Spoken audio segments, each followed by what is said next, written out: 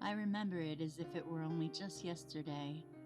We were laughing, swimming in the pool, having such a nice time together. She said she finally felt real happiness in her life, living in her new home, working at her new job, feeling refreshed and renewed. I went home happy that night. It was the first time my mother and I had truly bonded in years. I woke the next morning to my phone ringing. It was my mother. She asked me if I felt okay, and I said I was fine. Why? She said her ear felt kind of numb, and she thought the pool chemicals were off. 2 days later, she told me she was going to the hospital because she was dizzy. My sister and I went to visit her there, and she wasn't able to walk. The doctors couldn't find what was wrong. They kept her overnight to run some tests. My phone rang the next day. It was my sister. I felt dread run through me as I picked up the phone. She had a brainstem stroke and was in a coma. I cried and rushed to the hospital. When I entered the room, my mother was awake but couldn't see or hear anyone. She was in some sort of weird trance, and I was terrified. She died 2 days later. 6 years have gone by. I am divorced. I left my ex-husband 2 years after she died. My son lived with him because he was financially better off than me. I moved into my own apartment. I fell down a spiral of drugs and alcoholism. I was alone, numb, living in my own secluded world of delusion. 3 years later, I met someone online. He came to see me, and I knew he was the one for me. I loved him so much, it hurts, and he feels the same for me.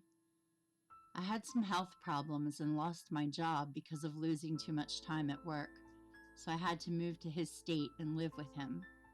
I couldn't take my son because of the money. This broke my heart. This was the hardest thing I've ever had to do. Moving forward 5 years, I have a daughter with my wonderful boyfriend. She is now 3 and thriving. So last week, something strange happened.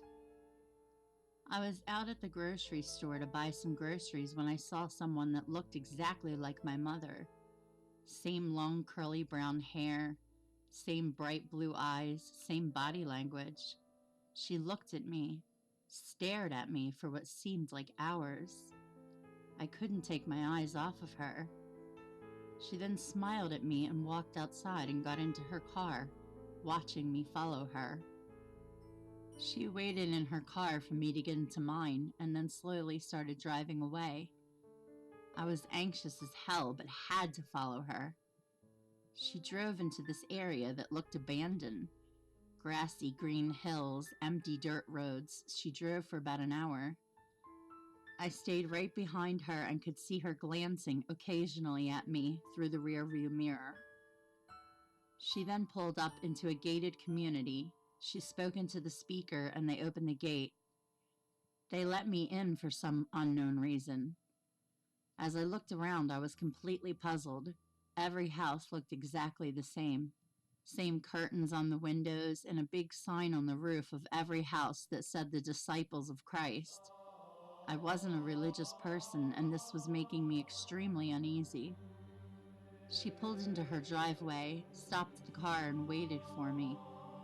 I very slowly parked my car in the street and stared at her, too afraid to get out of my car. I was at her funeral. I saw her dead body. I was at the hospital when they declared her completely brain dead. How could this be? She got out of her car and looked at me, waving her hand for me to come over. I took a deep breath, rubbed my sweaty palms on my pants, and got out of the car. She waited for me to come close, then opened her front door and invited me in. I slowly walked behind her and into the house. I froze. This was my childhood house. Everything was the same as it was when I lived there 30 years ago. She smiled and asked me if I liked her new place. I gulped and said yes. She was frantic. She started excitedly telling me about the concert she was singing for the compound tonight and couldn't wait to perform. Compound? She explained to me that they all lived there for free. Everything was free if you followed their rules. What rules? I asked. She explained to me that they weren't allowed to receive or send any mail from outside of the community unless they gave a 2 weeks' notice. She also said no one was allowed to visit unless they were given a week's notice, and no one that lived there was allowed to leave the community unless they gave a 2 week notice. Then they had to wait and see if it was accepted or rejected. She said most of the time it was accepted if they had a good reason. I asked her how she was able to come and find me, and she said she told them she was going to visit her daughter. I stood there in utter shock. She laughed and told me to relax. She then gave me a wooden cross to wear around my neck so I'd fit in. They all had one. The rest of the day is a complete blur to me until that night when we went to her performance. I sat in the crowd as she got up on stage. She began to sing and dance around acting like a child, singing some goofy off-tune pop songs.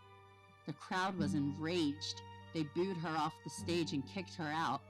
I then couldn't find her anywhere, so I left.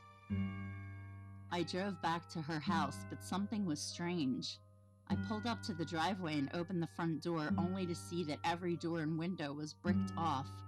There was nowhere to go. Everything was bricked off. I looked outside and the entire compound was abandoned and bricked off.